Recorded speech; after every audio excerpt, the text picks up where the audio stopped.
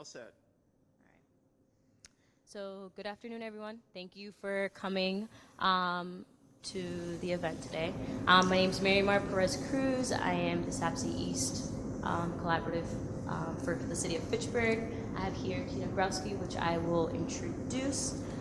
So Tina Growski has been working in tobacco prevention for over 20 years. She is currently the project coordinator for the Central Massachusetts Tobacco Free Community Partnership at UMass Medical School, a state-funded program through the Mass Department of Public Health's Tobacco Cessation and Prevention Program. She is a member of the Coalition for a Healthy Greater Worcester Steering Committee and co-chair of the Policy and Advocacy Committee. She was instrumental in passing a town bylaw in Acton, Mass. To ban smoking in restaurants in 1998 and a town workplace smoking ban in 2000. She worked as the Substance Abuse Prevention Coordinator for the town of Westford, Mass. For 10 years.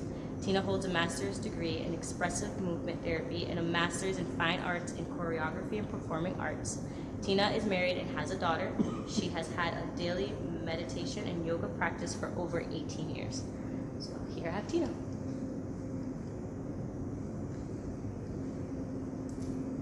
Thank you very much. Thank you all for coming. So I'm sorry I don't have my slides here today, but I will be forwarding them to Mary Martin. If you want to see them, you can email her. Thank you all for coming from the police department, and if there's anything you'd like to add along the way, please jump in. So this presentation is called The New Look of Nicotine Addiction. It's not so new anymore. We know that we're going to cover specifically vaping, which is the new nicotine addiction dependence. We're going to look at the tobacco industry and the tactics they use to get young people dependent on nicotine. We're going to look at what policies and procedures are already in place to limit the access to vaping and tobacco products, and what else could be done in Massachusetts and at the local level here in Fitchburg. So we have some data. The Youth Risk Behavior Survey that's done across the state every 2 years shows that middle school students are using vaping products probably around 15% on an everyday basis, and maybe 20% have ever tried it. On a high school level, we know that at least 25% of high school students are using vaping products every day, and probably 40%, maybe even 45% have ever tried a vaping device. This isn't a Fitchburg problem, it's not a Massachusetts problem. This is a national epidemic that's been going on for the past couple of years, and the CDC data released from 2018 saw a 78% increase in the rates of vaping for middle and high school students across the nation. So it rose at an alarming rate. You've probably heard on the news the past 3 months the epidemic of aerosolization of both nicotine and liquid THC that has produced the hospitalizations and unfortunately the deaths because of that. We're lucky here in Massachusetts there's been no teenager that has died because of the aerosolization or the vaping of either liquid nicotine or from THC. So we know that all vaping products, what are we talking about? All of them have a battery in them. They all have a cartridge in them. And the cartridge of the disposable and electronic vaping devices, the battery turns on the cartridge. The cartridge, in the cartridge is liquid nicotine in a formulation of propylene glycol. When you talk to young people, they think it's water vapor that they're using. It's not water vapor, it's propylene glycol. Propylene glycol is like vegetable oil. When you heat it up, you turn on the battery and it heats it up. The propylene glycol heats up and it's kind of like using spray pan on your skillet at home. Tiny, tiny droplets of oil are being inhaled and then down into the lungs. And we know from research that that's what can cause respiratory infections, pneumonias, and respiratory illness. So we want young people especially to understand that this is not water vapor, it's propylene glycol, and it can cause respiratory illness. We don't know in the long term what it does do because we haven't seen anybody use these products for 10 years. We know the effects of smoking. We know the effects of 10, 20, 30 years of using combustible cigarettes. So we're going to need more research on this. The CDC is already doing more research because of the hospitalizations and because of the deaths. So there's many different kinds of electronic products. They come in different sizes, different shapes. There's the kind that are called vape pens. Vape pens are used, or dab pens, the teens call them dab pens or dabs. They're used to vape liquid THC. Again, it's the same process. You can put in a cartridge or you can drip in the liquid THC, you heat up, turn on the battery, it heats it up, and you inhale it. We're going to talk about that a little bit more later. The most popular electronic cigarette is called the Juul. I'm sure all of you have heard of it. Probably some of you have seen it. The Juul itself, the device, looks like a flash drive. And then it has a flash drive to charge it up. It's meant to be charged on a laptop or computer. The USB for a Juul has two little magnetic prongs in it, and the bottom of the Juul has a magnet on it, so that you slip it into the magnet and then you put it into the USB on the computer or laptop, and it gets charged up. When it's charged up, it's ready to go. There's no on and off switch of the Juul, so it's very high tech, and that's another reason why it's really attractive to young people. Then it has what are called the flavor pods, or the cartridges. Teens call them carts. You've probably seen empty ones in parking lots, or by the side of the road, or on a sidewalk. This is the new cigarette butt, the empty cartridge from a Juul device. It has the liquid propylene glycol in it with the nicotine inside of it and a heating element. You pop it into the top of the Juul. When the Juul's on, you just inhale and it's ready to go, okay? So it's the heated element and it has the flavoring in the propylene glycol. Mint Juuls are probably the most popular flavor of Juul, and you can tell by the flavor pod it has a green cap on it. What else is in these products besides the heated propylene glycol and the flavoring is the chemical that makes this flavor. So this flavoring is not mango juice from Market Basket, right? It is a chemical. The chemical is called diacetyl or diacetyl, and when it is heated up, that's what causes the intense flavoring that's so attractive to young people. But diacetyl is a known potential cancer-causing chemical. You may have heard the term popcorn lung. When microwave popcorn was being manufactured, the microwave popcorn workers were getting really sick. And when they did the research, they found that it was because of the diacetyl, which was making the incredible buttery flavor that, you know, makes microwave popcorn so delicious that you want to eat the whole bag of it. That's what was causing these respiratory infections and causing the respiratory illnesses in the microwave popcorn workers. So the FDA, the Food and Drug Administration, came in and said, you can't use diacetyl anymore in microwave popcorn use. But where are they using it? They're using it in all these electronic devices to cause that incredible flavoring, because the FDA up until now has not approved, has not tested or regulated the sale of these products, except for sale. The FDA said, okay, you can go out and sell electronic cigarettes, you can go out and sell Juul or Blues or Bose or any other of the different brand names, but they're not testing them. They're not seeing if what's on the inside of the product is the same as what it says on the outside of the box. And up until now, they're going to have to be submitted for testing. That's the new FDA regulation. But that's brand new as of January 2020. So we've seen 2 or 3 years now, 2017, 2018, 2019, of the sale of all these products to young people and marketed to young people with no regulation of them. The products themselves are marketed and sold to young people either online, they have been in the previously, or in retail stores you can get them previously.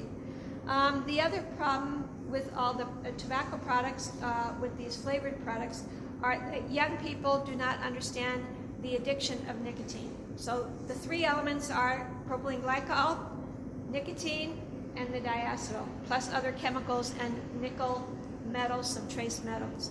Nicotine, as you know, is a drug, right? It's the addictive drug. For an adolescent brain, it's really addictive. And the Juul product itself is a special formulation of nicotine. It's called nicotine salts. Nicotine salts go to the brain really fast and hit the reward system of the brain, hit the neurotransmitters in the brain. The brain fires up and says, this feels really good, and then you want more of it. It's just like with any other salt, fat, caffeine, or sugar. When you eat it and it goes to the brain really quickly, the brain says, I want more of it. Have you ever eaten just one M&M? No. Why not? Because your hand is back in the bag and half the bag is gone, just like with the buttered popcorn. Because as soon as it hits the brain, the reward system of the brain fires up and says, this feels really good. To an adolescent brain, it's even more rewarding because the wiring of the adolescent brain, it fires up really quickly, and it's easy to become addicted. Back in the day when we did a lot of research on smoking and teens, okay, smoking in the teenage brain, the researchers found it only took 5 or 6 cigarettes to get an adolescent brain to become dependent on nicotine. 5 or 6 cigarettes. Now, each of these cartridges in the Juul, each of these flavor pods, has the equivalent of nicotine in it as a pack of cigarettes. So that's 20 cigarettes. So you can see all it takes is using a Juul pod over a couple of days, and the adolescent brain becomes very dependent really quickly on the nicotine, okay? What starts off as doing something that's fun, that's popular, that's socially accepted, that's the cool thing to do. Having a Juul is like having an iPhone 10 for an adolescent. It's the latest cool thing. And you try it out and you use it for a couple days, and then your brain starts wanting more of it, right? And that's what addiction is. And then after a while, it's interrupting your thoughts while you're in school. You can't wait to get to the bathroom to use the Juul. Use it on the bus, use it after the bus. Pretty soon, your athletic abilities, your ability to go up the stairs is impeded because your breathing starts getting difficult, and your blood pressure starts going up repeatedly because nicotine is a stimulant and it makes your blood pressure rise. So every time you inhale nicotine, your blood pressure is going up. And in the long term, we know that's what can cause heart disease, right? So that's a lot of the information about the products themselves. So there's no safe level of using these nicotine products we know now. We used to be able to say, well, some people think that they have quit smoking combustible cigarettes because they used a vaping device. And some people have. We don't recommend using a vaping device to quit using combustible cigarettes because with a vaping device, you're still hooked on the nicotine, right? You still have to get off of the nicotine. And now we know that even in the short term, these products are not safe because people have been hospitalized and some people have died from either vaping liquid nicotine or vaping the THC. So vaping as a cessation device is not recommended. They're not good for pregnant women, and we need more research on them. What about the secondhand vape? You all know what secondhand smoke is, right? Secondhand smoke is the smoke that comes off of a cigarette or it comes out of someone's mouth when they exhale when they've been smoking. Secondhand vape or secondhand aerosolized oil does not have the same chemicals that a combusted cigarette does. You can get cancer from years of inhaling secondhand smoke. You don't have to be a smoker. We all know that, right? Research has proven that. We don't know the long-term effect of secondhand vape because we don't have the long-term effects of these. We know in the short term, if you go into one of the school bathrooms and students have been in there vaping repeatedly over the course of the day, there's going to be secondhand vape in the air in the bathroom. You probably can't get addicted from it, but if you inhale it, you're going to get trace chemicals and some trace minerals from it, and you're going to get nicotine, because there's definitely nicotine in the secondhand aerosolized vape. So that's a lot of information about the products. Any questions? So what do we know about the tobacco industry? You can see my gray hair. When I was growing up in the 50s, the tobacco industry spent billions of dollars marketing their products to people all over the United States using advertising on television. When I watched cartoons in 1950, between every cartoon on Saturday morning, there was an ad for cigarettes. People walking down the beach, couples walking down the beach, smoking, looking like they were really sexy, laughing, like they were having a lot of fun, right? And you couldn't have a better life unless you were a smoker. Well, we know the effects of that, the billions of advertising, the generations of people that got hooked on nicotine, and the deaths from tobacco-related illness. The tobacco industry is doing the same thing now. They can't advertise on television. Where are they advertising? They're advertising on social media, where young people are, in 2017, 2018, and 2019. Juul and the other brands were advertising on Twitter, Instagram, Snapchat, Facebook, ads aimed at youth. They were very a lot of movement and motion in them. They looked like fashion ads or music videos, and they were very attractive to young people. The Juul company itself said, no, we've developed this product to help adults quit smoking. And they were very successful at developing this high-tech product, but they were using all these flavorings, and then they were marketing it in a way that was really attractive to young people. So, hundreds of thousands of young people got hooked on these products through the advertising and through the marketing. Now, since we know the negative effects of all of this, in 2019, the Attorney General here in Massachusetts shut down online sales of these products. That was a good thing. The Juul company itself, under pressure from the FDA, last year shut down their Instagram social media advertising. So all Juul advertising now, you may have heard some of it on the radio, driving to work or in the car. There's usually a woman who's in her mid-50s maybe. She's dressed in a business suit, and she said, I was a pack-a-day smoker, and now I've quit, and I'm using my Juul. Juul is the best thing there is. So the advertising that the Juul company is using now is not aimed at youth. But that's after almost 3 years of advertising that was aimed and marketed with flavors and directed towards youth.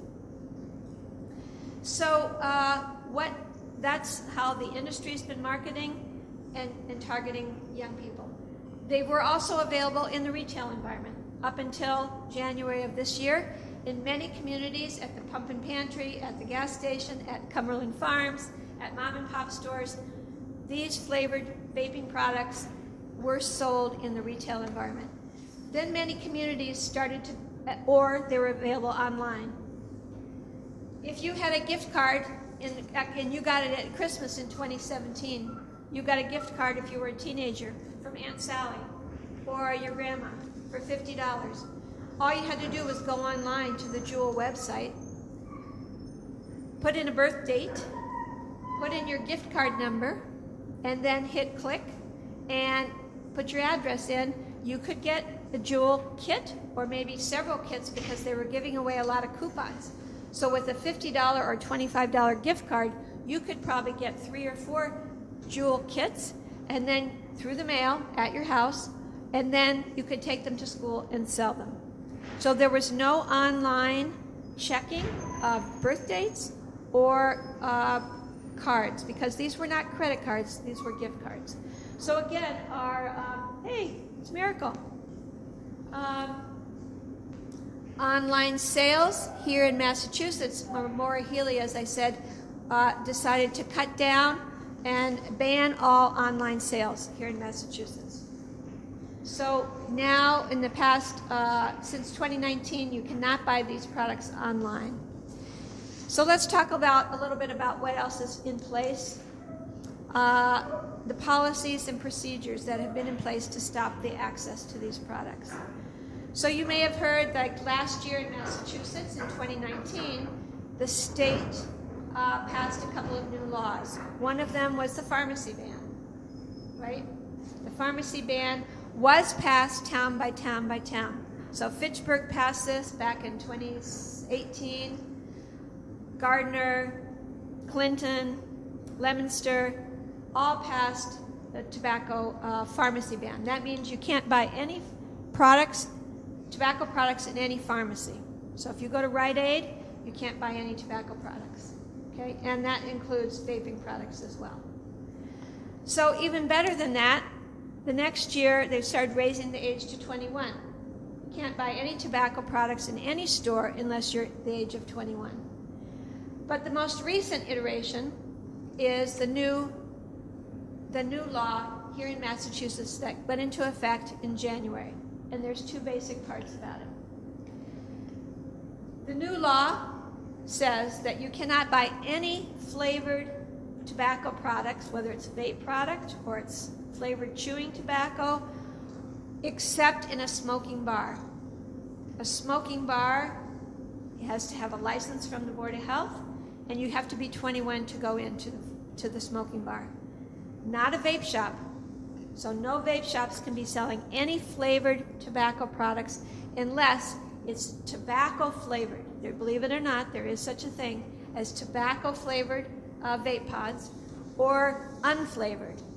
If it's unflavored or if it's tobacco flavored, you can sell it in the Cumberland Farms and the gas stations and mom and pop stores.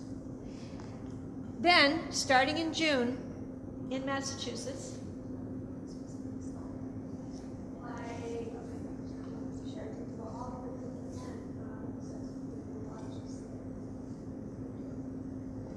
so while we get to some of the slides about the laws, in the new law, starting in June, all the menthol cigarettes, because mint and menthol have been a protected status in the tobacco industry, all menthol cigarettes will be sold only in the smoking bars. Only in smoking bars. And why is that? Because menthol's been a protected status by the, so you probably want to go back one more. There you go. Protected status by the tobacco industry. In 2009, the tobacco industry came to the government and they said, we'd like to make flavored cigarettes. So this was over 10 years ago. We'd like to make flavored cigarettes. But the government, thank goodness, said, no, you can't make flavored cigarettes. And the tobacco industry said, well, can we keep menthol as a flavor? And the government said, okay, you can keep menthol as a flavor. And that's why the explosion of electronic devices with flavoring came into being, because they weren't regulated by the government like cigarettes. So menthol then became protected, and for generations, the tobacco industry has used menthol as a flavor to market and target certain populations of people, especially African Americans, some Latino populations, with menthol products. Starting in the 50s, they were advertising using sports figures, using jazz music, African American musicians, and advertising and marketing specifically menthol cigarettes to African Americans.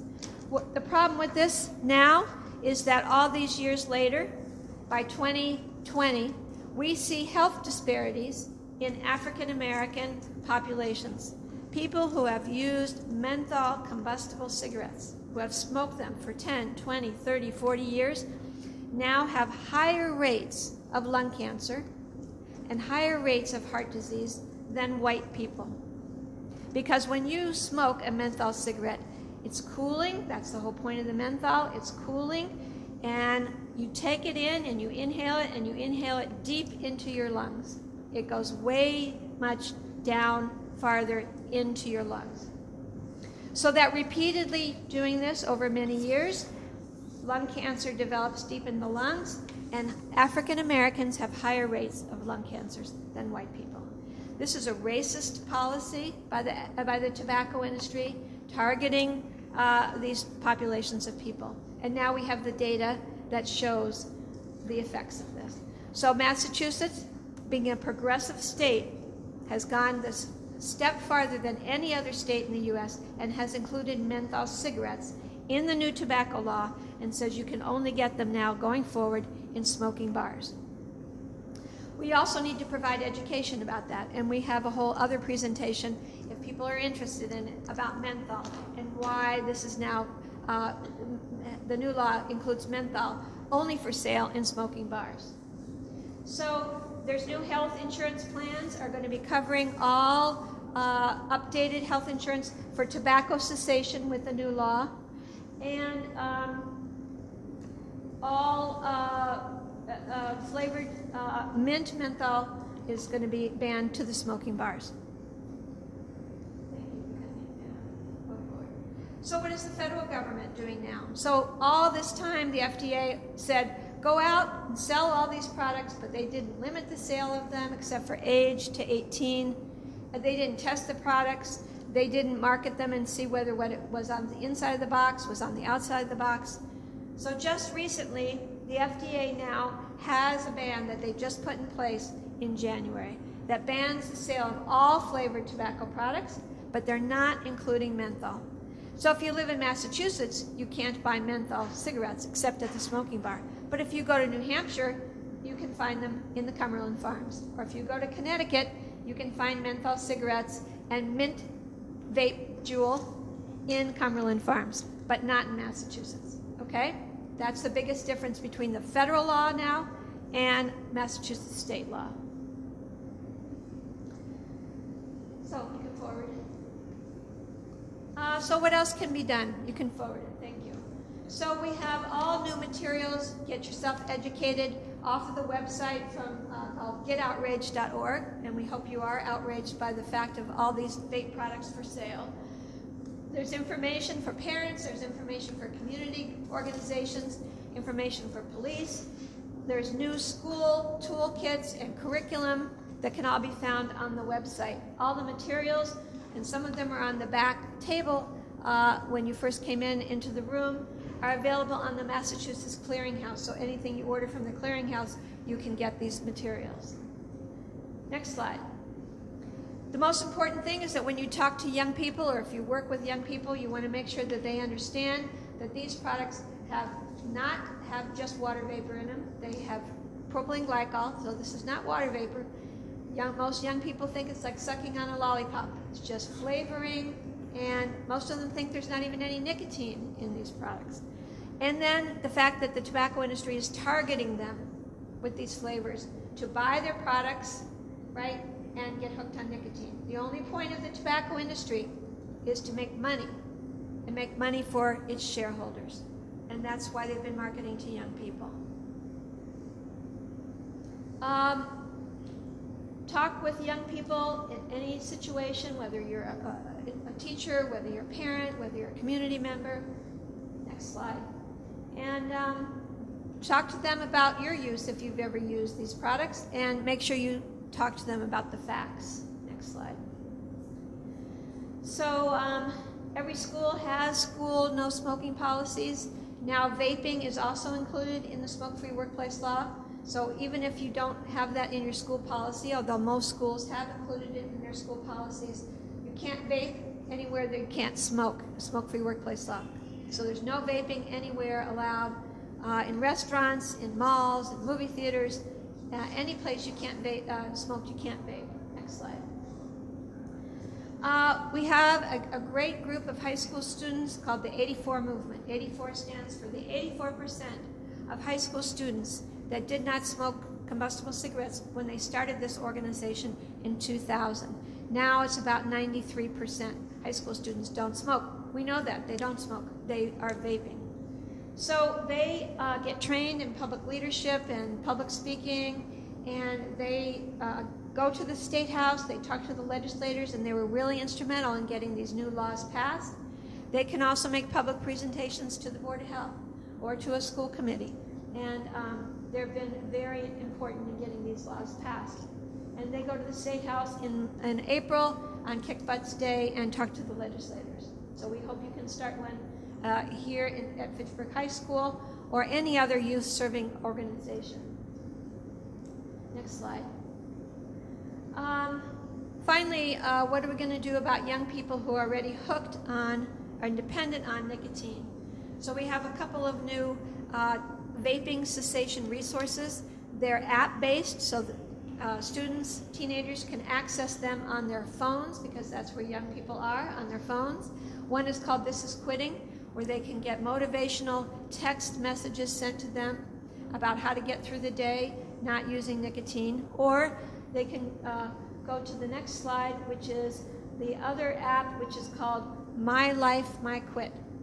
My Life, My Quit is a text app-based program where teens can talk to a trained tobacco treatment specialist 24 hours a day on how to get off of nicotine, how to wean themselves of their dependence on nicotine, and to stop using it, especially at first throughout the school day when they need to be paying attention in school, having focus in school, and not being dependent on nicotine. So My Life, My Quit.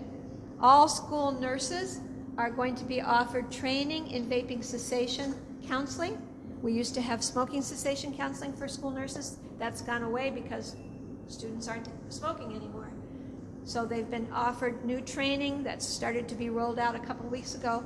All school nurses will be available to access a webinar and be able to be trained in motivational interviewing, with how to assess dependence, how to assess if readiness to quit on a student, and get some more information about how to help students. So that's really important. Next slide.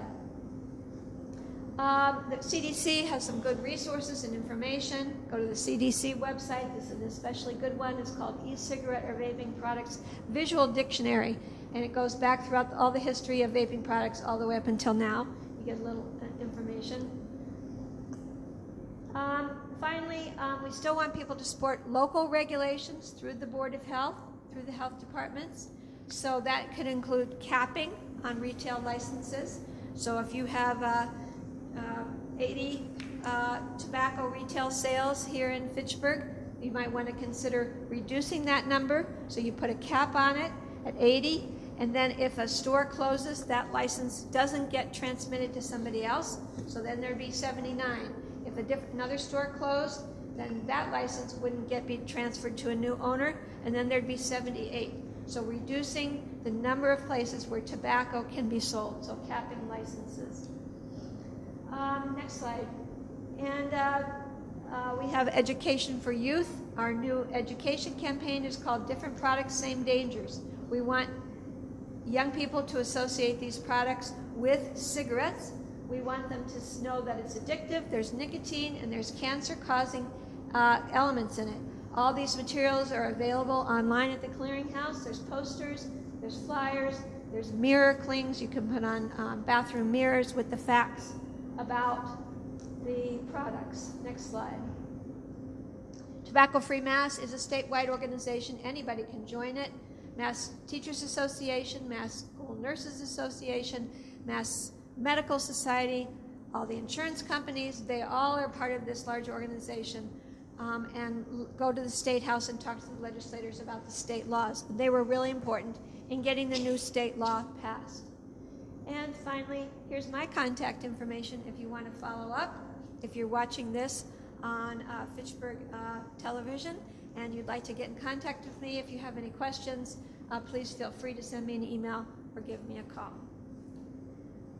Any questions from the audience here today?